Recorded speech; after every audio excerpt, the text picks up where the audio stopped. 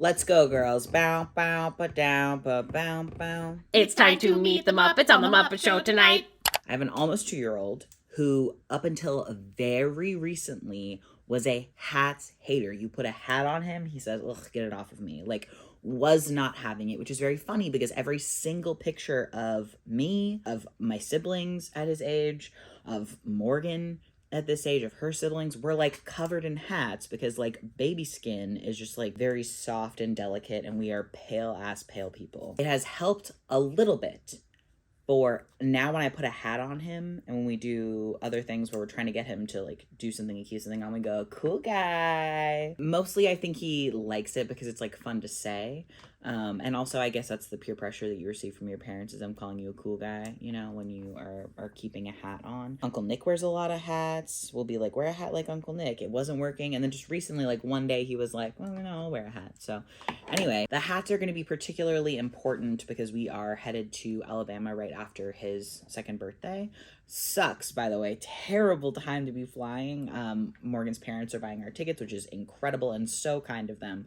But you have to pay for a 2-year-old. So it's like we fly on his birthday, which is kind of funny. We're staying with family. We're really excited. We're going to have a great time. It is always awesome for our toddler to be able to see his family who lives especially this far away. Like, that's so far. As you can see, I have started putting Oswald the Octopus on this one. This one has been a tough project to work on because he can't watch me do it, or he'll know what's happening and then immediately grab it. I've got our base of Oswald, like his like main body, and then we also are gonna put Weenie on here. I just blanket stitched this on. I didn't have any pins or tape or anything, so I did a basting stitch, which is where you do an ugly stitch that you're gonna cut out later to temporarily tack something onto something else.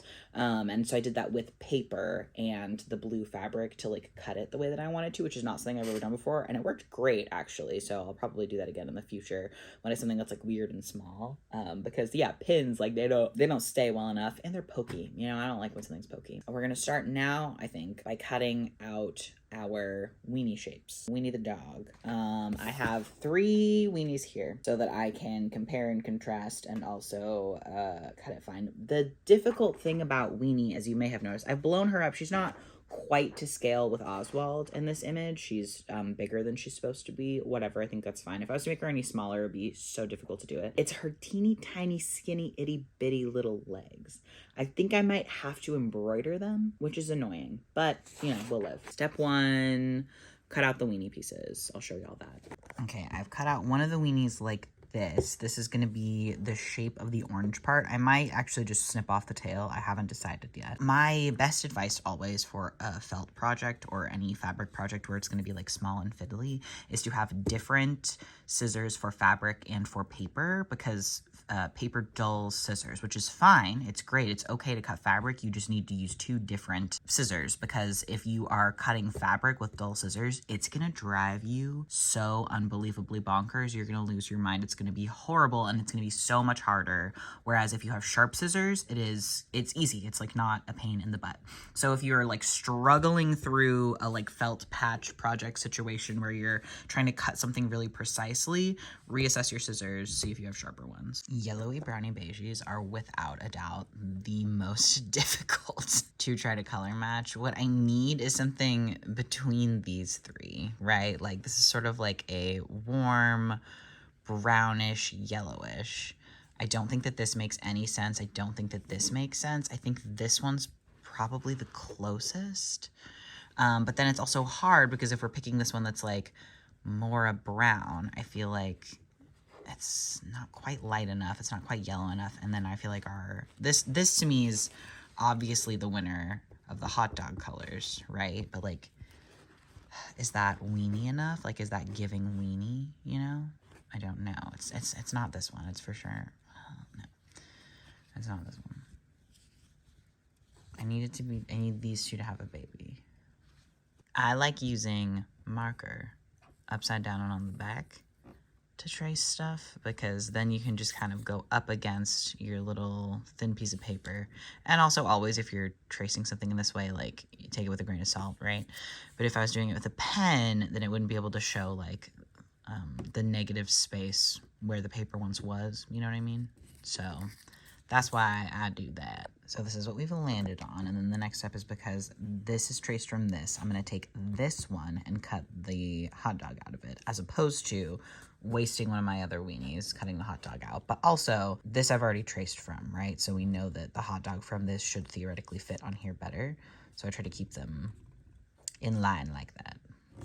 Also, you may notice we have a little bit of an exaggerated kind of like straight line here because that's like the shape that Weenie's body is making, also to denote kind of like where the hot dog goes. This is sort of like an angle here where you can see like edge of hot dog, angle here, edge of hot dog. That is intentional.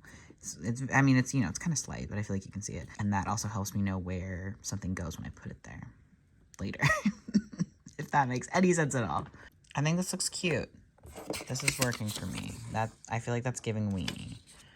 My problem now with this is that the bulk of Oswald's body has been outlined in white because I was like, yeah, I'm just going to put Oswald on it. It's going to be cute. It's whatever. It's going to be white. But Oswald's details, like he has black on his face, and I'm going to do that with black thread. So I think maybe only Weenie's orange will be blanket stitched in white, and then I can put her bun on in like, I have this sort of beigey kind of color that I think will be good. That's fine. And then I can use that to embroider her stupid little tiny stick legs. It's a new day. I have done a basting stitch. All right, so when I I'm just like tacking this down kind of ugly because we're not gonna be able to see a blanket stitch on the bottom part because it will be covered by hot dog, right? So, but when I start, this is the basting stitch, so ignore that. I loop it through so that like the thread is what's holding itself on. Does that make sense? As opposed to like just the fabric. Yeah. Crisp. Okay, and now you can see underneath it's through the knot on there. Now I'm just gonna sew this bottom part, not cute, and then do a blanket stitch around the actual edge. I'm a little nervous about this, but we'll see. Hold on. We're just doing, I think it's called a whip stitch. I could be wrong. I also always have like way too long thread because I hate to have to tie off and get more. So, don't do that. But if you catch it with your finger, it's less likely to tangle. Or at least that feels true to me.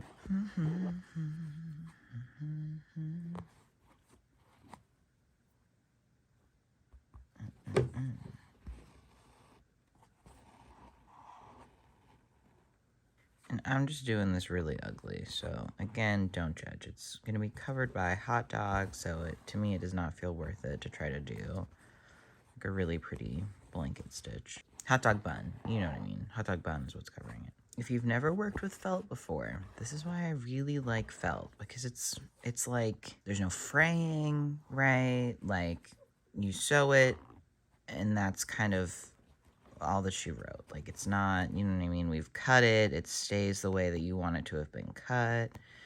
It's just nice. If this was a hat that I anticipated needing to be washed, I would do like actual applique on it with, you know, regular fabric, because felt does not do great in the washer. I wouldn't put felt on a shirt, personally, just for longevity reasons. But I think for this little hat, it'll be okay. We've got our whip stitch down here, which will be covered up by, that's gonna be like that. Now we're gonna do the blanket stitch. So when you're doing a blanket stitch, I do kind of a fake one. But this, because we have the whip stitch already, I'm just gonna get the thread to come up in this-ish area because it needs to start from the top. And then we put it down where we want it to end up.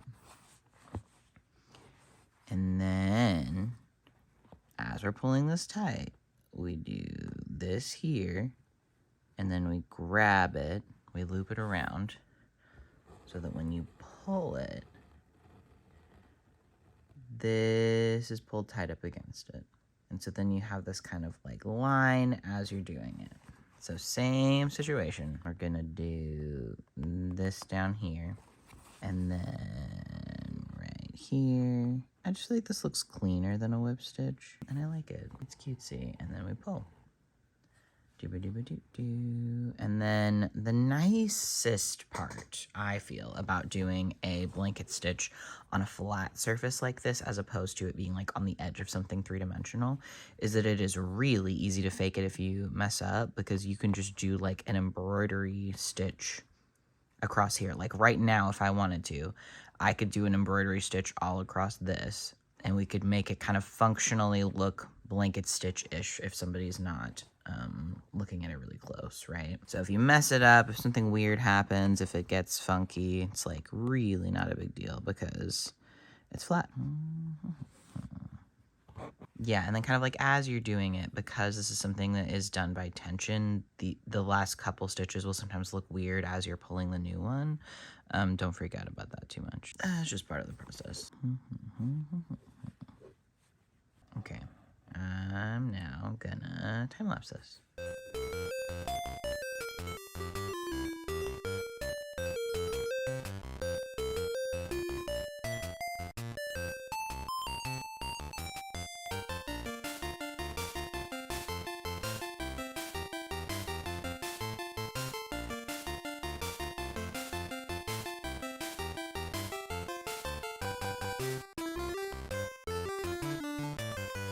Got a blanket stitch up to here, which is where our first foot's gonna go. This is a basting stitch, so this will be cut out, so ignore it. But I have to embroider.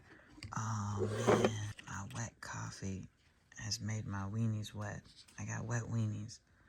But little tiny skinny foot is what's gonna happen. Let me move my weenies, I guess. Little foot, gonna embroider it. Just gonna take a couple stitches, I think. As you can see, we've got 3 stitches down, 1 over, and I think that's fine. I think that's giving what it needs to give. I'm worried though, because the placement, it seems like maybe this is actually halfway in between where, so maybe I do one. Well, it's gonna be fine. No one's gonna be holding up this image of the dog next to this other than me, so should be okay, but. Okay, we have Weenie's tiny little stick legs, and now we need to work on the black accents that are on Weenie, which is like a little ear, and an eye, and a mouth, and a nose. The nose, I'm not sure what we'll do for the nose, because this is black, obviously, so we'll have to see how that looks. And she's not perfect, but my child is not an art critic. He's just a little guy who is obsessed with a series that had 1 season in the year 2001. So, man, I wish I had a little frickin' seed bead for her nose, but alas. We're doing the embroidered details. I could probably use a little chunk of felt to make this ear, but I just don't feel like it. We're doing the ear. And I'm just satin embroidering, which is when you take... What the hell happened here, girl? What are we doing? Oh, this is just chunks of the, okay. These are fine to cut. They're not part of what's going on here. Yeah, okay. Satin embroidering, which is when you just do strips to make kind of like a thick filled in piece. You're filling it in with thread, you know? I hate satin embroidery. I think it's what sort of needs to be done for this little ear. We're just getting a little bit shorter to hopefully make an ear shape. If it doesn't make an ear shape, I think that's fine. I think this is cute, actually. But if it didn't make an ear shape, we could just cut these out and it would be fine. Man, tough to see black on black hat, huh? That is looking like a little ear to me. I think it technically needs to be bigger.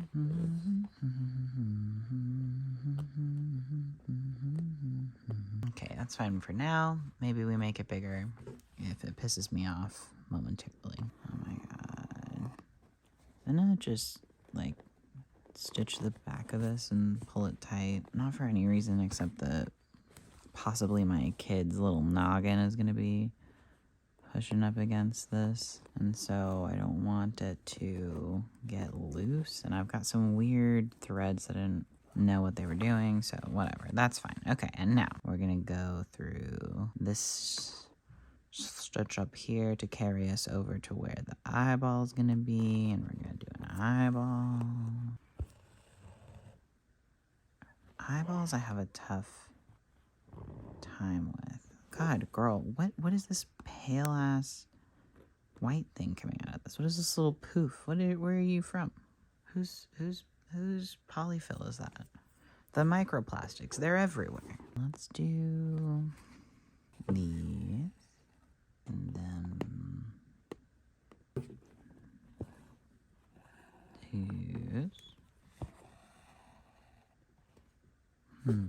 The other kind of funny thing about the Oswald characters is that they all have this little like white sheen on them. I don't know if that'll be crucial to this project. I think I could go in and put a little white stitch on the eye and on the ear if I really felt like it. I don't know if I will. I think if this is reading weenie enough, then we just won't stress it. Oswald's details are a little bit bigger, so I feel like it's more likely that we go back and do it on him. However, if we do it on him, then I will probably also do it on weenie. And now the mouth. I'm scared. Oh no, I think this is fine actually. Yeah.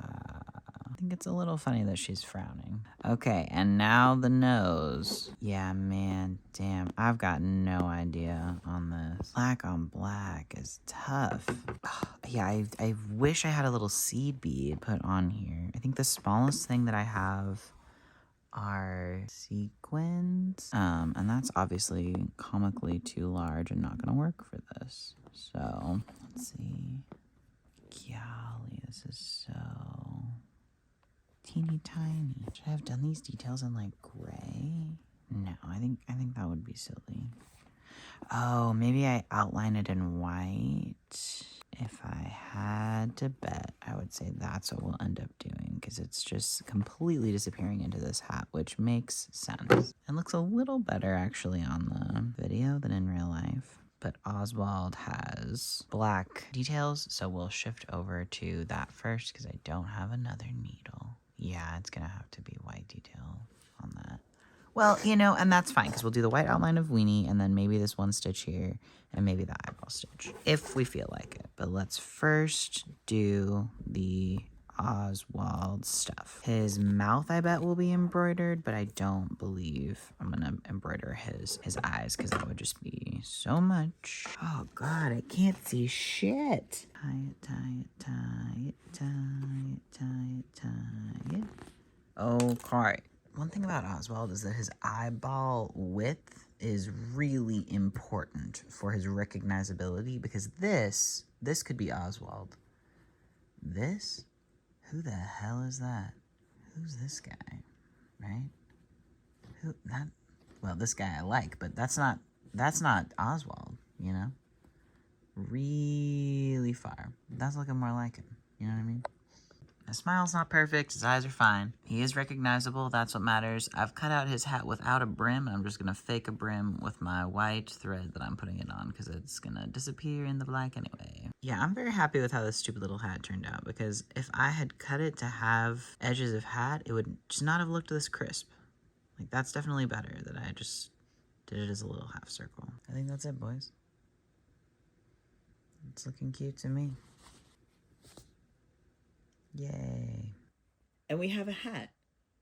This turned out fine. I think it looks good. The only thing that I can think of that I didn't explain as I was doing it, and maybe I should have, is that when it comes to a blanket stitch, sometimes if you accidentally place them too wide, they sort of like pull and end up not where you want them to be because the tension is weird. So what I have done is gone back over in a couple of places and put like a stitch to pull them where I want them to be. And that is a fake way of doing it, but it works and it looks cute. And yeah, I think my kid is going to be really excited. You're not going to be able to see his response to this because one, we don't put him on the internet, and two, his birthday is a little bit away. So yay. At some point in the future, because this is a little bit big on him, I'll probably also attach ties to it. But for now, I think that this rocks. And if I was to do these appliques on some other article of clothing for him that would be washed more regularly than a hat, I would not do them this small. This would be absolutely hellacious. But great size for this. I hope that you are as happy and confident in yourself as Weenie, the pet hot dog from Oswald is. Weenie is objectively, I would say, the most intelligent and reasonable character on Oswald. And yeah, I hope you're experiencing childhood nostalgia and good vibes and having a great day. Here's the bloopers. I mean, it looks really good on an adult, as you can tell. To get this tacked down, in a perfect world, this would be a different color than what I'm using. Oh, I'm receiving, hold on. I don't know how wobbly, oh, Jesus Christ. I don't know how people do this professionally. So that it's a little bit more sick. Okay, girl. Yeah, that's fine. You're yelling his name, and they can hear you on my video. Correct. All right. Okay, but you just maybe not yell his name. Okay, I love you. Have fun. Okay. I'll probably cut those. Oh, good Lord. Sorry, girl. Hey, can you see the top of my head? No.